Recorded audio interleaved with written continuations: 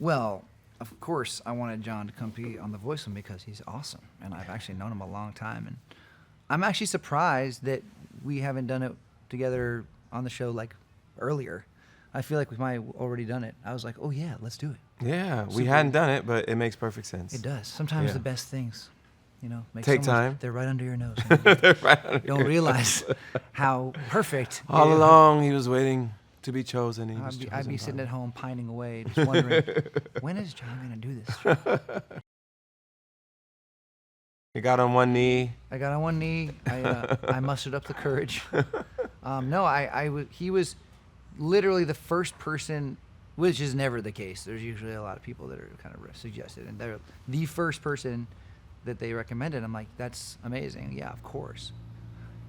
To really kiss your ass a little bit, I thought they were talking about because we have like a super duper one. And I was like, oh, I do it. I'm like, oh, for the super mentor? And they're like, no, just you. And I'm like, what? We're going to get John for the just me part of this?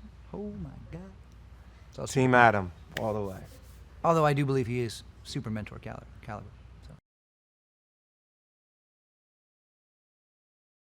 Well, I love Adam, first of all. We've gone way back, like he said, and I have so much respect for him as a singer, as a talent, as an artist.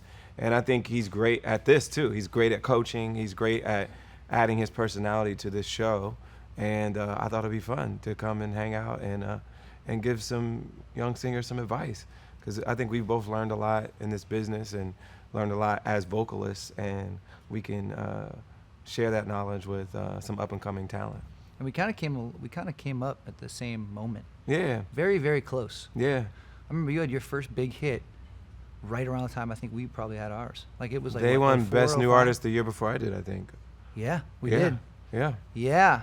We hit. Well, how has that not been mentioned? Yeah. EPK slacking. Always. Yeah, and I think from the very beginning, because before they even blew up, a mutual friend of ours played me songs about Jane before it was even in wide release. And I was like, wow, these guys are really cool, really soulful, and making really cool music. And we've been fans of each other for a long time. We worked on a remix, Kanye and I, for This Love way back then, and we both really were fans of what they were doing. And then we've had the chance to collaborate over the years and play on the same shows over the years, and now it's cool to finally do this together. Yeah, it's super. It does feel like it should have happened a long time ago. Yeah. So it feels very right. Well, it's very early, and it's really hard to know anything right now, because it's like all of a sudden here they are. You're 12 team members and you don't know them.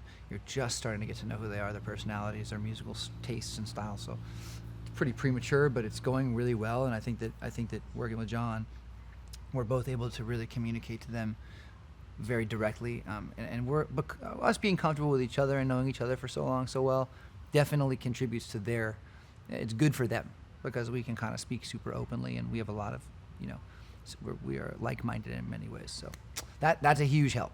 And so far it's great. I mean, I don't want to get specific at this point, but I think he's got a good range of singers too. It's like a really interesting mix. Everybody's got different strengths and different styles, and it's kind of like an interesting cornucopia of different styles that he brought in. I was hoping you'd use that word. It's a good word. I just like to keep it on the singing tip, because honestly, the best advice anyone ever gave me is just do what you do, and focus on making that better always, because there's so many things to hyper focus on, and you wake up in the morning and it's not just your career or your singing. It's like there's a million things you could concern yourself with every day, but you try to kind of focus, especially if you're trying to make it. Yeah. Just get better at what you do, and I think that hopefully things will fall into place naturally. That's all I can ever help these guys do, because that's my job for them on the show. And there's no substitute for really working and practicing and getting better. It doesn't just happen. Everyone thinks, I've been naturally gifted with this talent, but it's not enough to be talented. Nope. You have to work on it. And particularly in this setting, when you're trying to compete, like you have to figure out what's going to distinguish you. And part of it's your natural gift, but the other part is how hard are you willing to work? How persistent are you going to be? How dedicated are you going to be to your craft?